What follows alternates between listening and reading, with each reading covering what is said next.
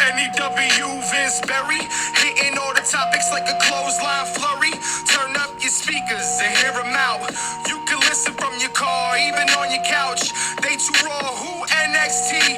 Handing out Smackdowns, follow on IG Plus. It's sponsored by Tag Me a Date. Go to YouTube and sub now for every update. It's all wrestling here.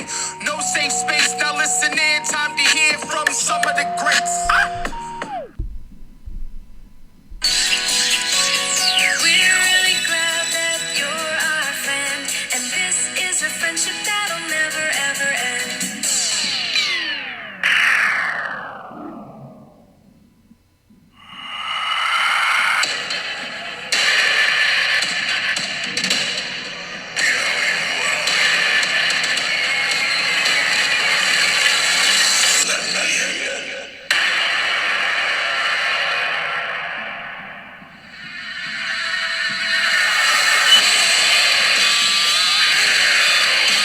I don't know how we don't open the show once again with The Fiend, because it's the hottest thing going right now in WWE. Welcome to the War Report, brought to you by TagMeADate.com. Looks like it's just going to be me and Ryan tonight. Yep. Some others may jump in as we get along, but welcome to the show. We have a lot to cover coming off of the Clash of Champions and Raw, basically. So we're going to focus on that tonight. So I think we really got to start with the Clash, and there was a lot of, on social media and even within our group, there's a lot of people that enjoyed the pay-per-view. There's a lot of people that thought it sucked. I'm on the side of, I didn't think the pay-per-view was all that bad. I enjoyed it for the most part, other than Braun losing again. Well, no. I mean, listen, record-wise, you hate to see him lose again. I think you posted in the chat earlier this week that Braun is the leader in title match losses. So in that aspect, yes, you're right. It sucks that Braun lost. But I said it weeks ago. Braun Strowman could not beat Rollins because you can't have Braun be a 3-week champion. I couldn't agree with you more on that. And there's no way that The Fiend is going to lose in Hell in a Cell. I can't see that happening. And if it does happen, it's a huge mistake, but we'll get into that. So on that respect, I'm happy that Braun lost. I mean, it sucks that we were kind of put into that situation in the first place, but at the end of the day, WWE decided to go that route, and here we are. So overall, that wasn't upsetting to me. In that respect, I was happy to see Braun lose, and quite honestly, it was a hell of a match. It was a great match. I mean, I'm not taking anything away from that. Braun Strowman leaped off the top rope, almost fell, but he didn't. The height he got, I mean, that was a moment. I mean, and there were many moments in the match, but it was a great match all around. Rollins took a fucking beating, but at the end of the day, it ended the way it needed to. Braun looked good even in the loss. I mean, how many, 4 stomps? Well, right. They did it the right way. Again, it sucks that we were kind of put in the situation in the first place, but that's the route they decided to go. So, but I think overall, the pay-per-view flowed well. I thought the matches were good. Somebody made a comment, I think it was Kat. One of the things she didn't like about the pay-per-view was that a lot of the matches, especially in the beginning, were rushed. My answer to that is you had 11 matches scheduled for the card, including the pre-show. Some matches are going to be rushed more than others. Charlotte Bayley was rushed, but it also ended in a great creative way because they're teasing this whole Bailey, I'm heel, I'm not so heel kind of situation. You know, it's like she's still pandering to the fans. She's still got these fucking balloons coming up. Yeah. But then at the same time, she's taking off a ring buckle pad and using that to her advantage to score a victory. You know, so I like what they're doing because they're kind of teasing it both ways. So to me, yeah, some matches were rushed, but the ones that were rushed were still decent. And the other matches that went longer were great matches. Like, I don't think there was really one match on the card that I really didn't enjoy. I can't think of anything that was an outright bad match. Right? I mean, you know, you had Sasha, Becky Lynch. Here's one thing I will say. Let's talk about Sasha, Becky Lynch for a minute. Yep. Let's go for it. We don't do chair shots to the head anymore. I get it. You know, listen, we're not stupid. Concussions are a thing. And I'm all for the no head chair shots because at the end of the day, you know, look what's going on. The health matters. Right. You know, it's a serious thing. At the same time, you can't tell me that a referee takes a chair shot to the shoulder and gets knocked out for a good 6 minutes. Yeah. I mean, he takes a chair shot to the shoulder. He's unconscious while they go around the ringside and into the crowd, go up the stairs, down the stairs, and then he finally gets back up to enough where he can disqualify Becky Lynch. I think there should have been a better way to quote unquote knock out the referee. I think that was a poor decision. But I enjoyed the match and I enjoyed the two women getting into the crowd. That armbar that Becky does, you know, her finisher through the rail to Sasha. I mean, there were a lot of moments in the crowd that, you know, it worked, you know, it was a good brawl. Right. And you know what? The idea of the finish was right. Because you don't want Sasha to lose, right? Because it's her first. Get to Hell in a Cell. Well, you don't want her to lose her first title match back. Yeah. But at the same time, you don't want Becky to lose yet. So you finish it in a DQ where Sasha wins, right? So they did it the right way. It's just the chair shot to the shoulder, to me, was foolish. Like, you could have done... or had him call for disqualification sooner than... Right, and then just let them, you know, melee through the crowd. Right. So, you know, that was a poor decision. But to me, something like that doesn't ruin the pay-per-view. Yeah. You know what I mean? You know... It was a small oversight. Yeah, but I mean, you have to look at the bigger picture. You know, all around, you know, it's a long show. Not everything is going to be a home run. It's never going to be. So you have to take it for what it is. And I thought the matches, you know, listen, Randy Orton, Kofi Kingston, phenomenal match. Yeah. And Kofi finally wins and it completes that whole, you know, story from years ago. You know, it's like putting a stamp on the finish. I would have been happy with Randy Orton getting another run, but maybe now's not the time. I'd never be against Randy Orton getting another run. Well, right. So, you know, and then you get the Revival beating the New Day. I'm not so sure Revival should have ever lost the tag titles in the first place. It was interesting how they won that, though. Yeah, it was. I would have never put money on them actually getting the tap out with how that played out. Right. You know, it looked like he was, but it looked like a big play for Big E to break it up. Right, but at the same time, it was also it made him look great. Right, you know what I mean? It was like, oh my God, he's gonna, oh shit, you know, it was one of those kind of moments. So I loved it, and as much as I love the New Day, I love the Revival. And I don't think they should have ever lost the tag titles in the first place, so I'm glad they got them back. You know, Eric, if he was on here, he'd be the first one to say, well, why the fuck did the Revival ever lose them in the first place? You know, and in this situation, I happen to agree with him. We don't agree on a lot these days, but that's something we agree on. So yeah, Eric would definitely nailed on that. Yeah, I mean, you know, Eric's another one. He didn't like the pay-per-view. I don't get it. The matches I thought were great. What other matches am I missing? We had Shinsuke, right? Shinsuke, Shinsuke fought and Miz. That was another great match. I'm glad that ended the way it did with Shinsuke. Yeah. I'm glad they didn't just give it to Miz to ruin Jericho's IC title record. Yeah, well, they and it's funny because that's something Vince would do, especially now that he's in AEW. Oh, that's exactly what I was thinking when they matched him. Like, that was the exact reason why.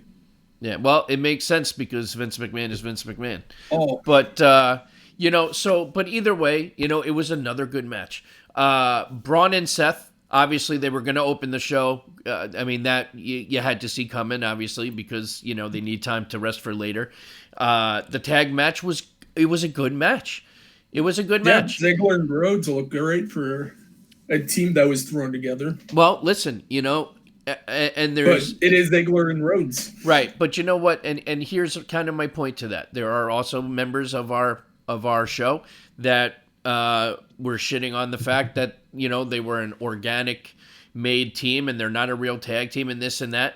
And I go back to, Edge and Randy Orton was organic. Miz and Big Show was organic. Cesaro and Sheamus was organic. The list goes on and on. The New Age Outlaws. So at the end of the day, Absolutely Glorious works for me. I think, Bobby Roode is phenomenal on his own. But he is even more phenomenal in a tag team. Beer Money is still one of my favorite tag teams of all time from TNA. I only wish one day we'll get that in the WWE. We never say never. And Ziggler can make anything work. Anything. He sounds like a chimp. He's that damn good. He says it, he is. And it is the truth. There's nobody that sells like Dolph.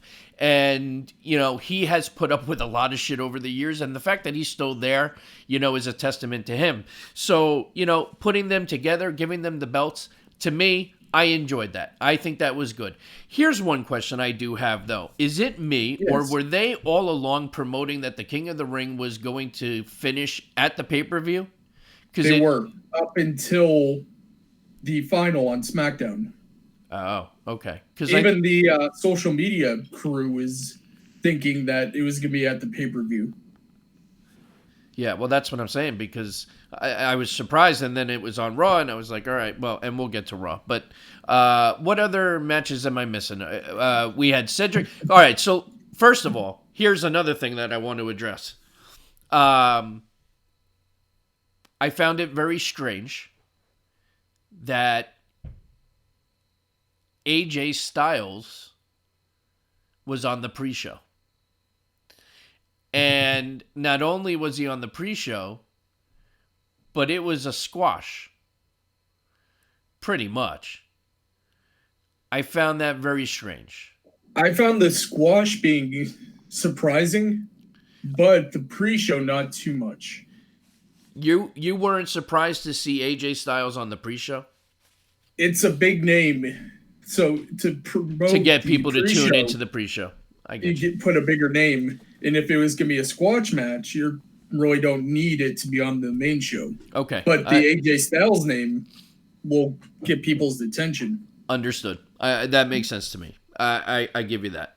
But at the time, I said, oh, my God. I said, AJ Styles on the pre-show. Same here. Listen, at the end of the day, when you have to cram 11 matches in, it's somebody's going to have to take that spot, and it doesn't make AJ any less phenomenal, So you got about 3 matches that are close to 20 minutes on the main show. What are you talking about? I'm looking at the card. Sasha Banks and Becky Lynch 20, Kofi and Orton ran 20. Eric Rowan and Roman Reigns went 17-25. What was the shortest match on the card? Bayley and Charlotte, 3:45. Right. So outside of that, what was the next? What were the? Next up would be AJ and Alexander, 4:55. Okay. Your average was about 10 minutes. All right. So average was about 10 minutes. Yeah. So basically, what that means is that there were only a couple matches that were rushed. So, it's to have that argument, as a complaint of the programming, to me, I don't think is fair, because at the end of the day, we'll bitch if the pay-per-view goes too long. We'll bitch if it goes too short. Well, right. So, it's like, well, what's the happy medium? It ended at 10:30. So people I was happy with that. I was happy with that too, because most people have to go to work on Monday. So to me, that worked out well. But they wouldn't have been able to do that if they didn't have 2 out of 11 matches go a little quicker. So, and then, of course, Seth Rollins wins the pay-per-view, and The Fiend shows up. And it's just... everything is working, man. It's the lighting, the spotlight, the music, the whole fucking thing works. Yeah, and the way Bray comes in, right? He owns it.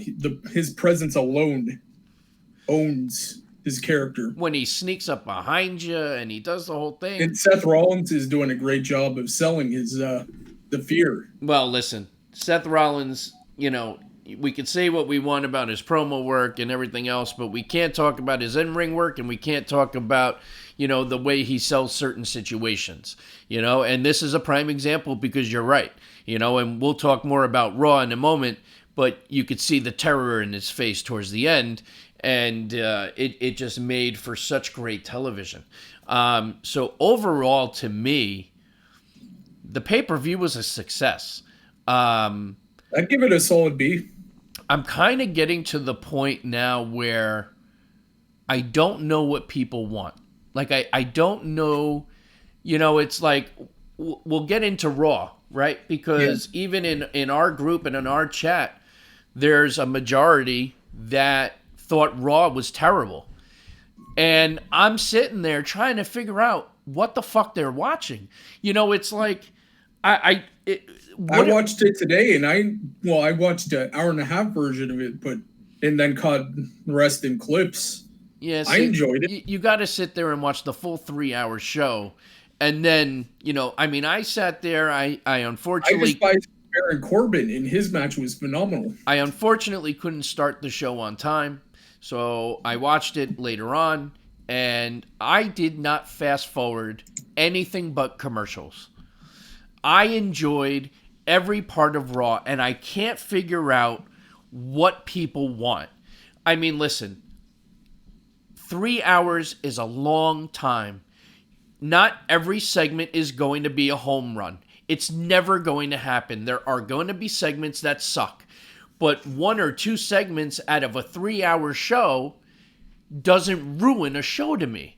The matches again on Raw were great. How could you sit there and say Raw sucked? All we want is more Bray Wyatt, and we got more Bray Wyatt and Fiend on Raw than we've had since his return. We had, 4 Firefly segments? Or 3, or whatever. It was 3 or 4 Firefly segments, which we've never had before in one Raw. And then you had him come out at the end, which we'll get more into detail with. That alone, and that was spread out per hour. So I love how you built the story to him coming out. That's what I'm saying. And then on top of it, you had a decent amount of matches. Could we say that we think Raw sucked because Baron Corbin is now King Corbin? Let's get real. We knew that was happening. Yeah. Maybe there was a glimpse, oh my God, Chad Gable, all of a sudden. Like, at the end of the day, Amanda called it. The chairman called it. King Corbin. And it is what it is. Does him being king ruin the show? No, it was a great match. It was a great match, and the finish was great. That end of days out of nowhere. It was a well done match. Gable looked great. It was a great match for the show. It sucks. He's the king, but it is what it is. The WWE does shit to piss us off. You get emotion. Corbin's a great heel. You get a reaction. He's a great heel. So, you got that. The show kicks off with Seth Rollins cutting, and we know his promo work isn't great, and luckily it was cut very short because the Firefly segment showed up. And that was a great, great segment. And then you have Braun pissed off in the back saying somebody's going to get these hands. And then you have the tag team summit with the Glorious and Ziggler. And then you have the Revival come out. And then all of a sudden Braun comes out and he fucks everybody up. I mean, to me, that was a great segment. Raw started off. I was like, okay, we're getting something. This is the start of something good here. And they paced it so it wasn't Braun taking out all 4 people at once. Correct. It went 1v1 up, and then they dispersed. Right. So they didn't look too weak. And then, unfortunately. And then what did we have after that? Give me a second. Let's pull it up. I want to dissect every section of Raw because I want to try and figure out. Like Eric thought it was horrible, this and that. Which, mind you, ratings were up on Raw this week after the Clash, so people were excited to tune into Raw. So that's a positive. Bear with us for a second. Ryan's going to pull up, I want to go through every segment of Raw because it just baffles me. I feel like I was the first to say last week that it was hard to get through Raw. This week, I enjoyed Raw. And I seem to be in the minority, and it's not just the people in our group. But you look on social media and it's just, I just can't figure out, what the people are looking for at this point. What do we got, Ryan? We got the OC defeating Cedric Alexander and the Viking Raiders. All right. So let's talk about that. The Viking Raiders and Cedric put on a hell of a performance. That match was great. Yeah, they did. That match was great. I mean, did you see my man, and I'm still going to call him Warbeard because he's fucking Warbeard, but did you see Warbeard do that somersault off the top? And let me tell you something, they didn't do a good job catching him, and he hit hard on that ground. Yeah, he did. I mean, he's just so agile, and it's just, yes, AJ got over, but Heyman wants to do Heyman is very over on Cedric, and he wants to do the slow build. And they're going to do Cedric right. I promise you, Cedric's going to be a big-time player. Although I am also hearing conflicting reports that Vince is not so over on Cedric. But who the fuck knows? Because at the end of the day... Who knows who has major pull now? Well, I heard Vince wasn't at Raw. Again this week? Because he wasn't there last week. I heard this week as well. He's getting ready for the XFL. Oh, I can only imagine the effort to put that lead back together. So then after that, now you got the gender reveal, right? If there was the Truth and Kane segment. All right, Truth and Kane, right? Listen, I've been one that's been somewhat sour on the 24/7 idea and the title, although I love R-Truth and I love Drake and I find it funny. That was a great segment. Having Kane come back as Glenn Jacobs, he looked great. He did great. He won the 24/7 title. He lost the 24/7 title, but it was great. It was fun. It was R-Truth being R-Truth and being hilarious, and it worked. And people shit all over that segment.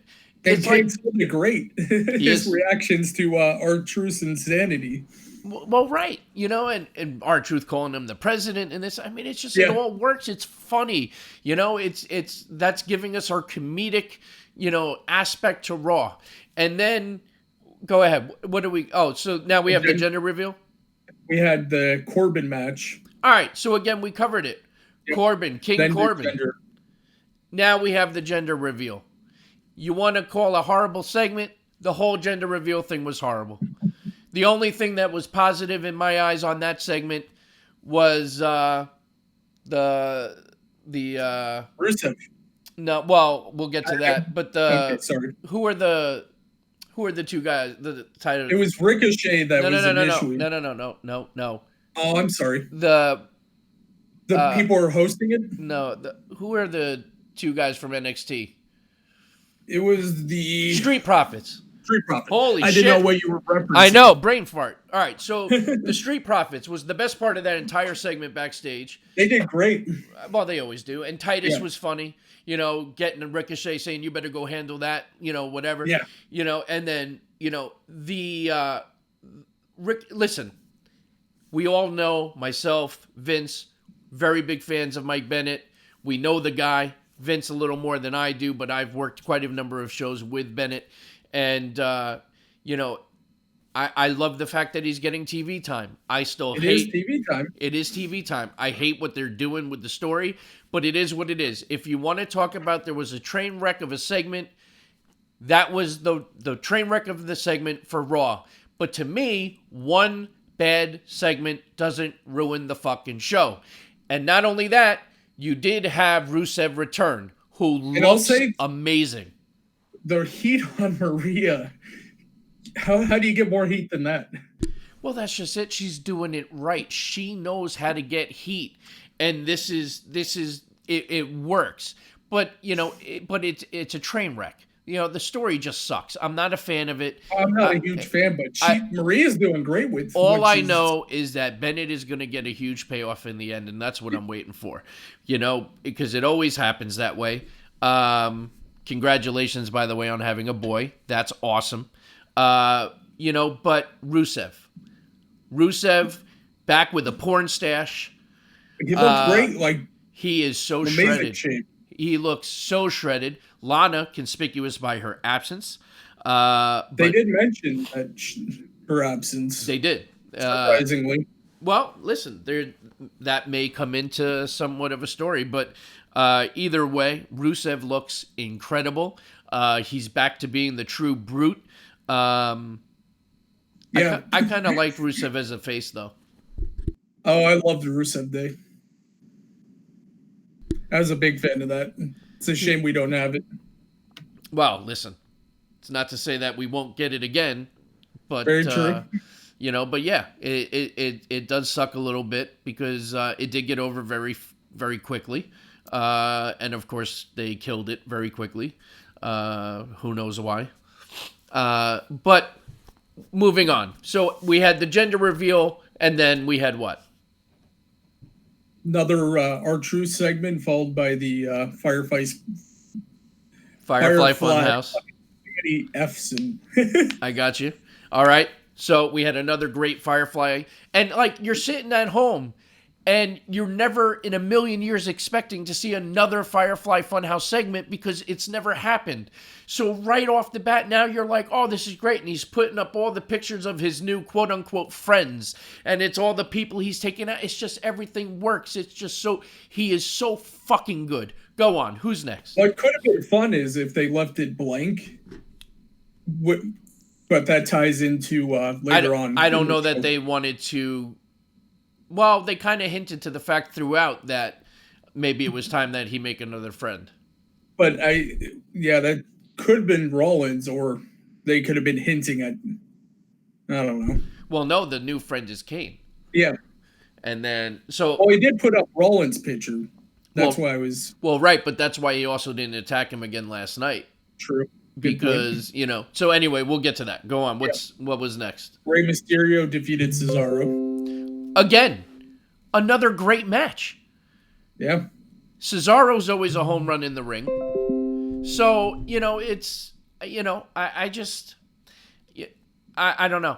He didn't have to talk. He didn't cut a promo, which is great because. Yeah, Rey's not the best with promos. Right, but. I love him. But he's not the best talker. Right. He doesn't have to be, though. He does. Exactly. He doesn't have to be. All right. So what was next? We got the AOP return. The promo. Video. Yeah. That segment I enjoyed a lot. I enjoyed it. I thought that was great. The fact that they spoke English at the very beginning and then I don't even know what language that is, but was it?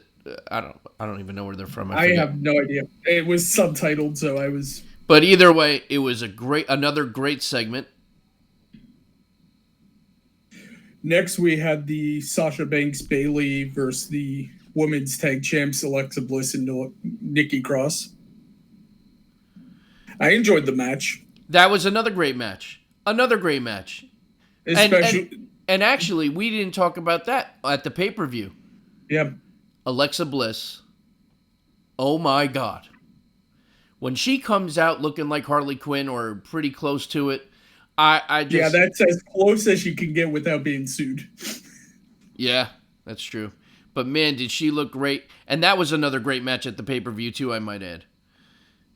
Yeah, it was. A little bit interrupted with the 24/7 title, but that was still fun. But that was hilarious because Alexa almost won the title. Yeah. It was great. So I enjoyed that. So now you had that match on Raw, which was another great match all around. Which set up the Hell in the Cell match. Correct. What do we got? Lacey Evans and Dana Brooke. All right. So Lacey Evans, Dana Brooke. Listen, that's always going to be a debatable topic because it looks like you either love or hate Lacey Evans when it comes to in-ring. I think she's fine in the ring. Dana Brooke, I've never been a fan. I will probably never be a fan. So I could have done with or without it. If you want to say another questionable segment on Raw, we can call that one questionable. So now we've got 2 segments out of a 3-hour show so far that we have felt were questionable in terms of entertainment. What do you got next? We got the main event. Seth Rollins and Robert Roode. Okay. Was that the actual match itself? Was it the best main event match they could have come up with? No. Probably not. But those are 2 great workers in the ring. Yeah. Bobby Roode is phenomenal in the ring. We obviously and that was know... the whole point of the match, though. Right. You know Seth Rollins is good. It was a great match all around. And then the end to the show. Yep. With Kane coming out as the big red machine. You know, it's like people are like, oh, Kane came back, this and that. He looked great. And yeah, he did. He wanted to have some fun. It's like, it's Kane is never going to be what he was 10 years ago, but it doesn't matter. He can still give a choke slam. He can still come out. He can still do his whole thing. And then I thought he looked perfectly fine for that role. I thought he looked great. And didn't see anything wrong. And then you have the Fiend make his next friend. Oh, yeah. And it's just not even that, but he's creepy enough. But when that spotlight comes on and he's just standing behind Kane and Kane has no idea, for like a couple seconds you just see the mask. Kane, the way he sold it dawning on him what was going to happen. It's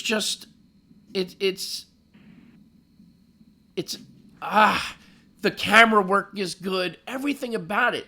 It was so great. And then to see him crawl and just stare and laugh in Rollins' face, and the fear that was on Rollins' face was him so... closing his eyes and pretending that Bray wasn't there.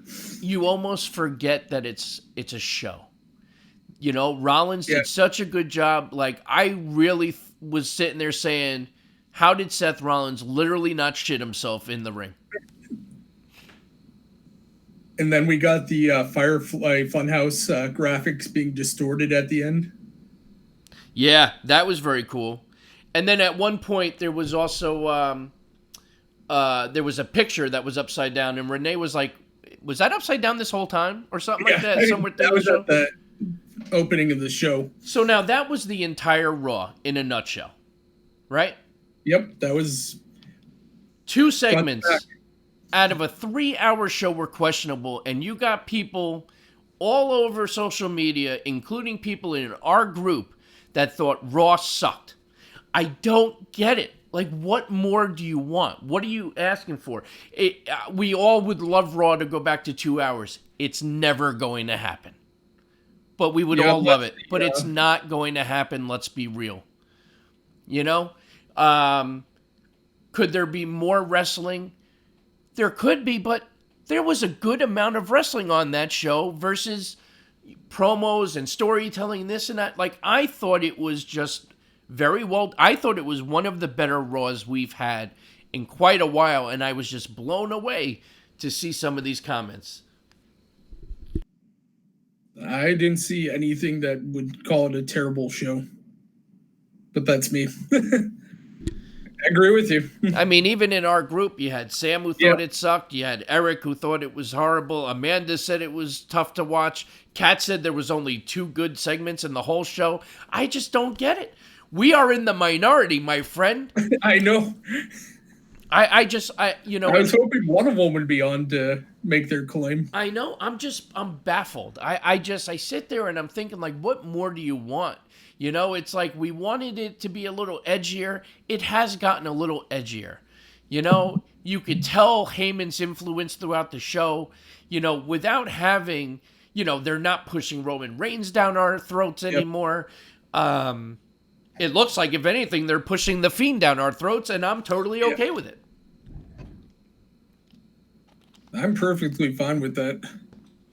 I'm just very confused. You know, it's like, what more can they do? Like, you know, outside of the things we have spoken about, what is it that fans want to change now?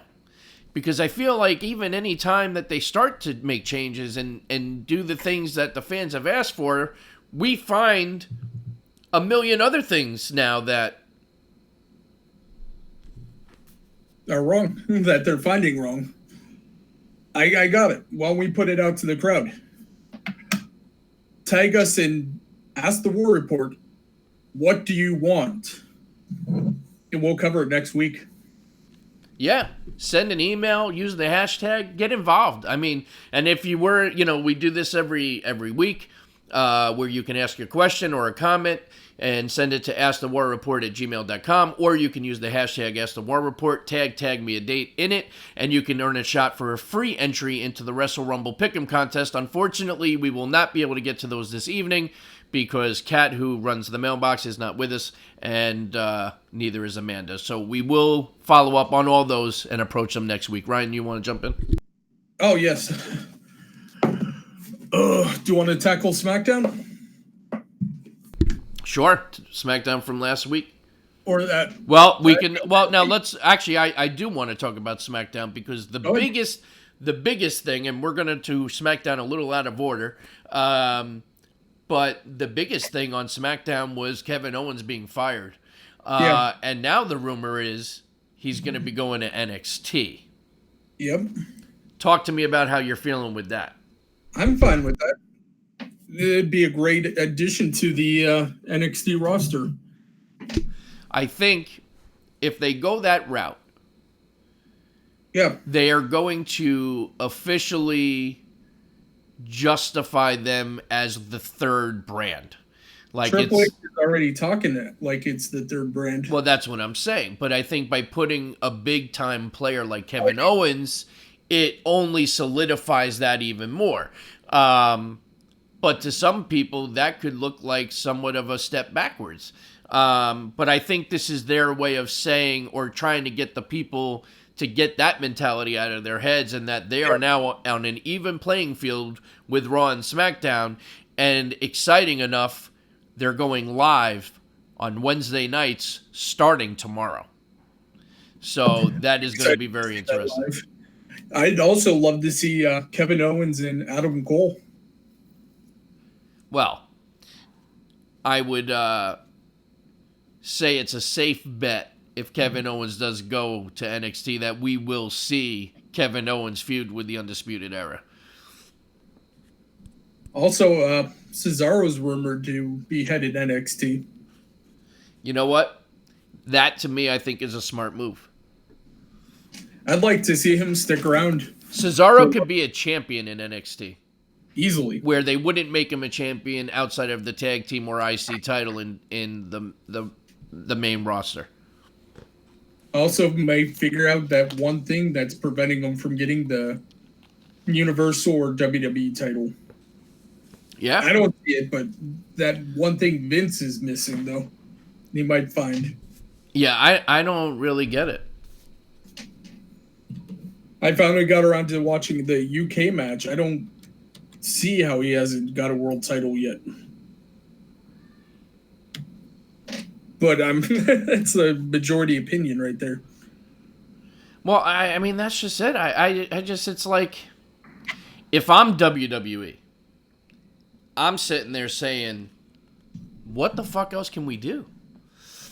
You know, it's like we can't rely on Austin and we can't rely on The Undertaker. We have to rely on the guys that are there now week after week. It's always nice and nostalgic when Austin and Undertaker come back and Shawn Michaels and, Ric Flair and whoever else. But at the end of the day, they're not going to be feuding anything outside of the one night. Right. Although I keep reading that Austin is now open to doing as much as he can to help WWE when they go live. So I don't know what that means. Yeah. Listen, I'm not trying to start a rumor saying that Austin's going to come out of retirement and wrestle. I think I've heard numerous times that he has just no desire to get back in the ring and wrestle. But that doesn't mean that he can't be... He can't take a bump. Can't take a bump, can't give a stunner, can't have a beer bash, can't not be maybe a general manager. Yeah. I mean, there's... I gotta say, though, I'm getting a little bit tired of Undertaker's random appearances. You're getting tired of them? You need to elaborate on that, my friend. The one where he comes out and cuts just a random promo. I would like to see it build to something. Now, I have to say, are you suggesting that it was a random promo at his latest appearance? Correct. Well, that's where you and I differ, my friend. And okay. I will explain why. Go right ahead. I'd love to hear it. It was Madison Square Garden. It was Madison Square Garden. It might be the last time The Undertaker steps foot in the ring at Madison Square Garden.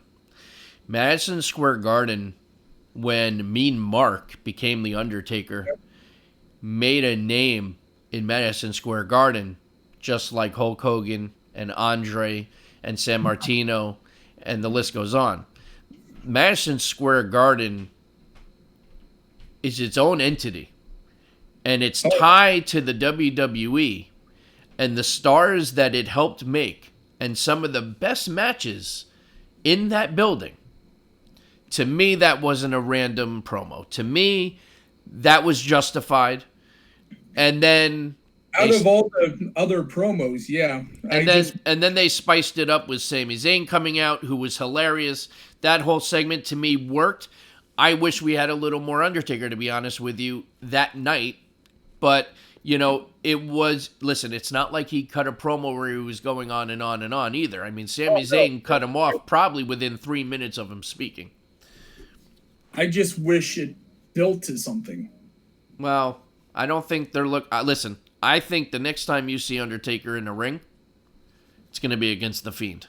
And that probably will not take place until WrestleMania. I will counterbet that. I think we're going to get Undertaker Sting at the Saudi show in November.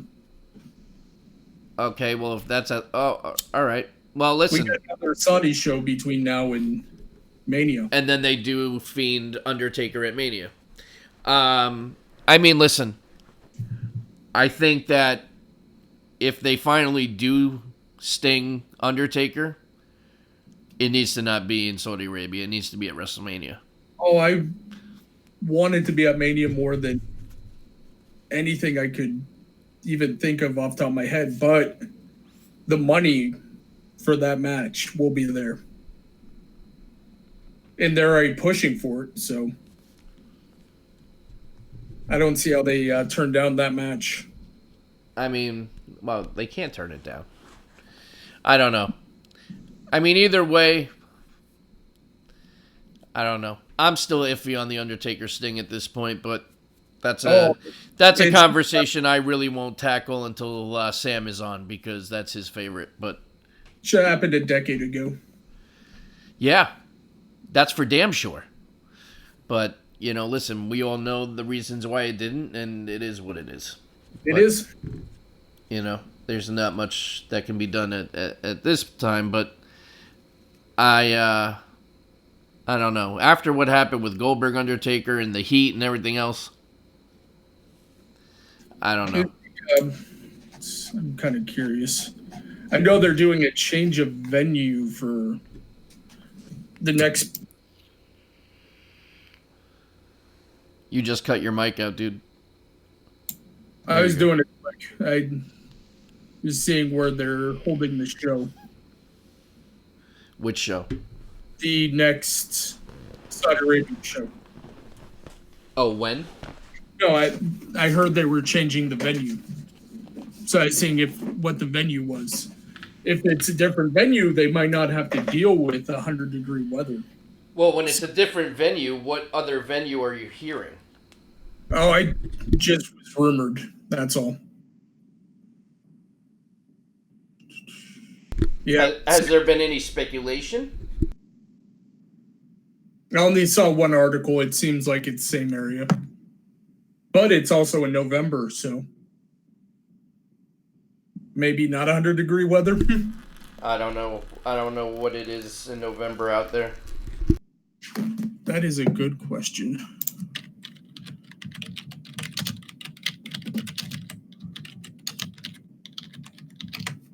I'm going to look that up.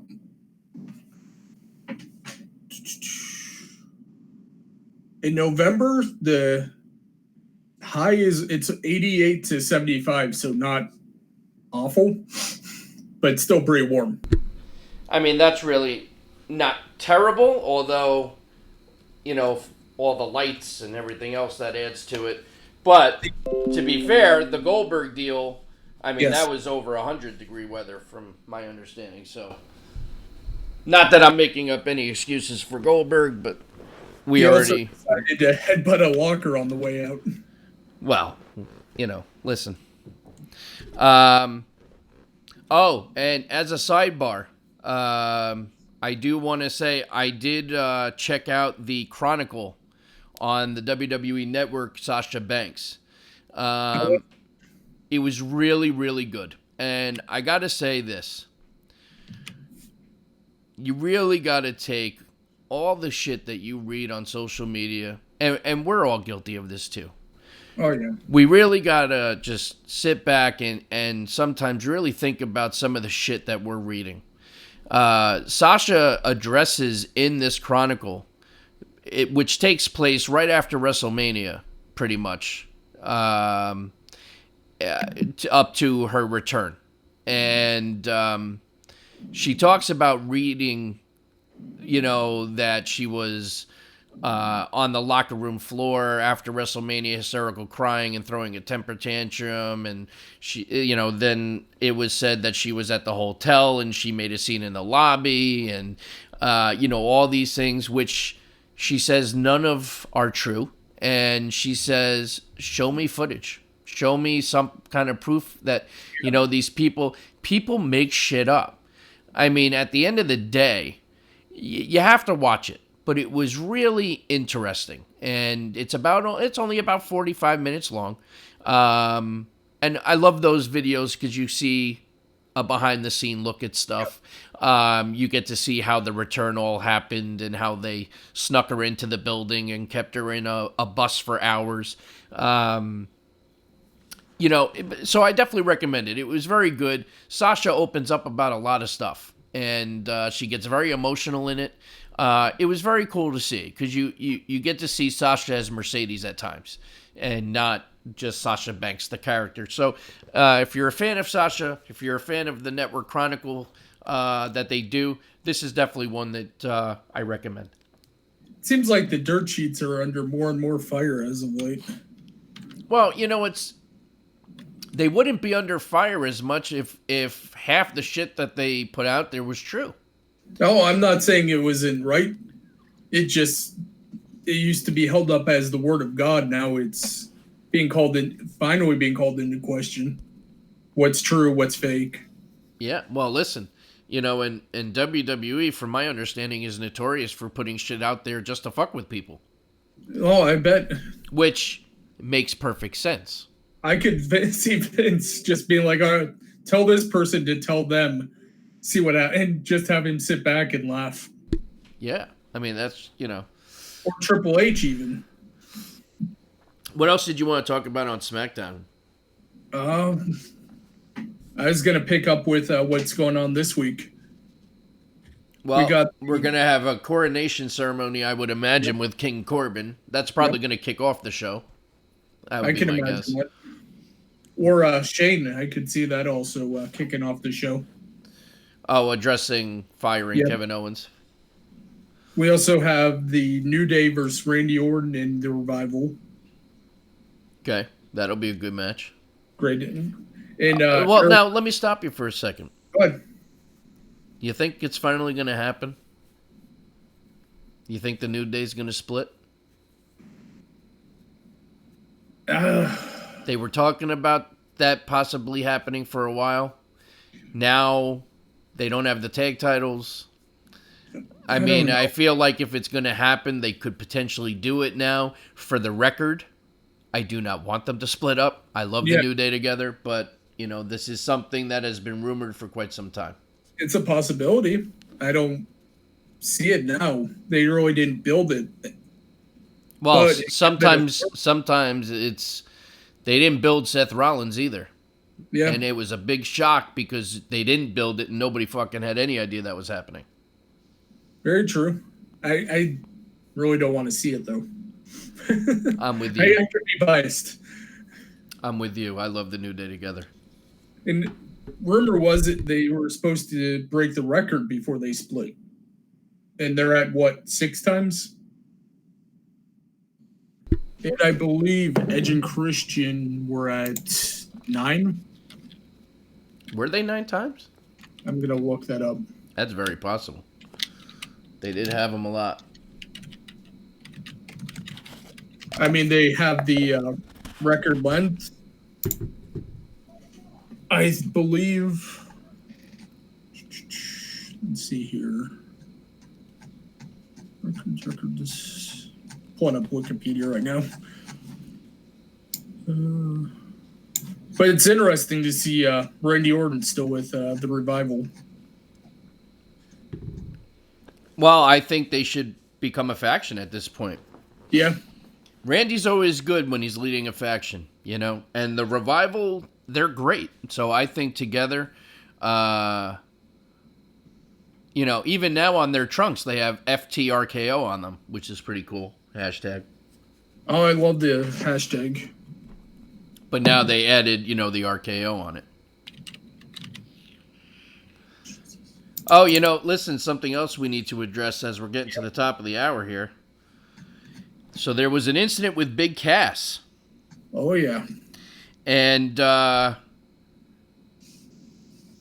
got the answer. 7. It was 7. All right. It was 7. So one more. 2. 1 to tie, 1 to break. So Big Cass got into it with Janela, I believe, right? Correct. And also Pat Buck. Pat Buck now works for the WWE. He was actually, that was his final hurrah there. Yeah. And Pat Buck was actually seen on Raw breaking up things and stuff like that. So happy for Pat Buck. That's pretty cool. He's from the East Coast around here. So it's always good to see. But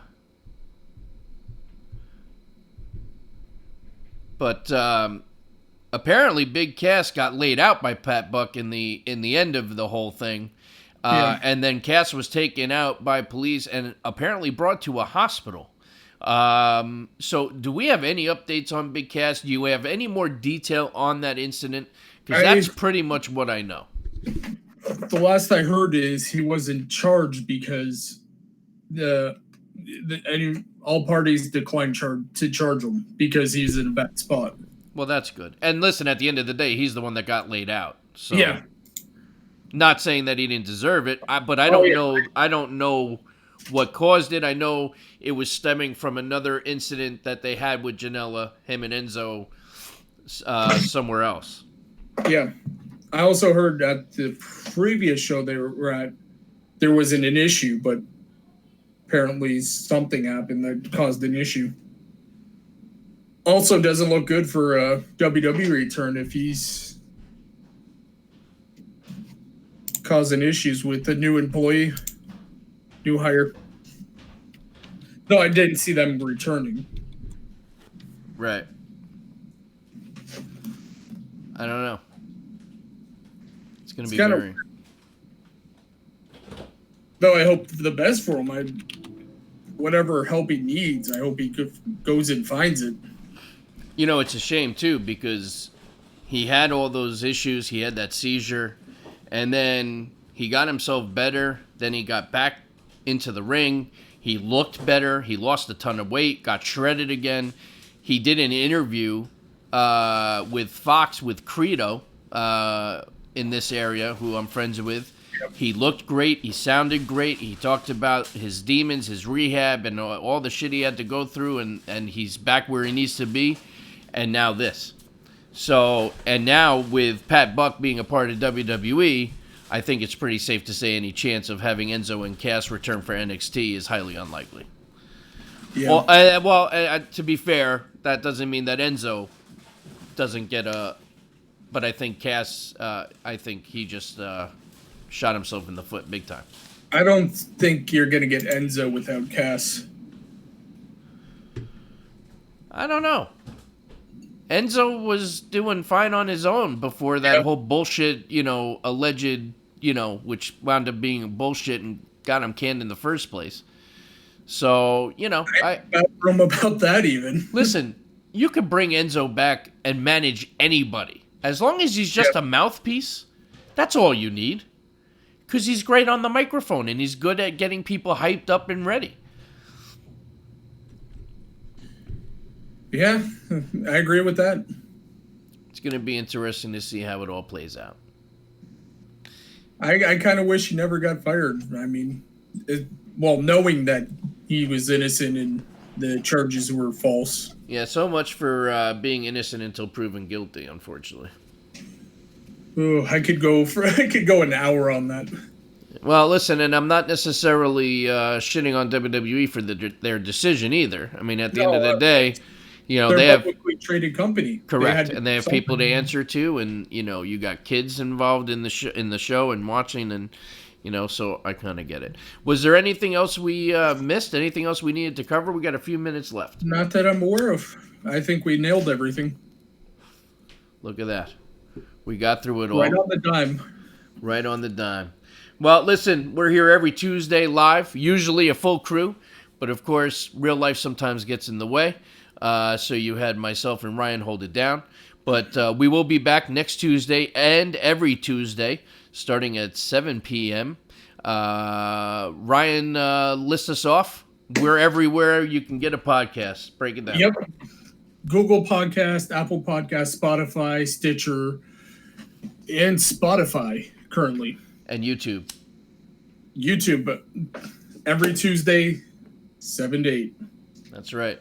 And, of course, brought to you by tagmeadate.com, first and only dating site for wrestling fans.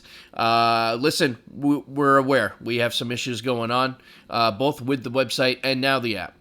So I apologize. We are aware of all the problems. There's been some uploading picture problems. There's been some logging in problems, some locked out problems. We are on top of it. Stay tuned for updates and details on social media and right here on the show. Please bear with us. We are diligently working to fix all of these problems and to fix it as quickly as possible. And hopefully we get it all fixed in time for Hell in the Cell so you can find your next tag team partner right on the site and share Hell in the Cell and The Fiend becoming your new heavyweight champion. And we also have to get ready for the draft. They made that official. We have a draft coming. They're going to get rid of this whole whatever they call it rule. I'm blanking on that. It's driving me nuts. It doesn't matter. It sucks. But anyway, it's going away. October 11th and 14th. Yeah, so we have some people getting new permanent homes. You better believe they're going to beef the hell out of SmackDown for their debut live on SmackDown when they go on Fox. You also got Trish Stratus making a return for that show. I'm also hearing rumors we might be smelling what The Rock is cooking. Not definite. Heard Sting as well. I heard Sting as well. So it's going to be a show to tune in for, that's for sure. But Ryan, you got anything you want to add? Just one thing about the draft. It'll be interesting to see who Heyman wants and who Bischoff wants. That's very true. See how they level out the roster and who the give and take. And who from NXT gets moved to a different brand? Are they going to be a part of this draft? That's another question. Is NXT a part of the draft? I haven't heard anything about NXT. Or if we're seeing Raw and SmackDown move over to NXT. Because it's now a third staple. Right. It's more of a move over instead of a move down. That's very true. Well, listen. Things are about to really shake up and get very interesting. Definitely tune in next week because we're going to have some of the crew back who can kind of share with us a rebut to what we have said. And it will make for great radio. So make sure you tune in. Thanks for watching. We will be back next week live, 7 p.m., and we look forward to seeing you. Thanks.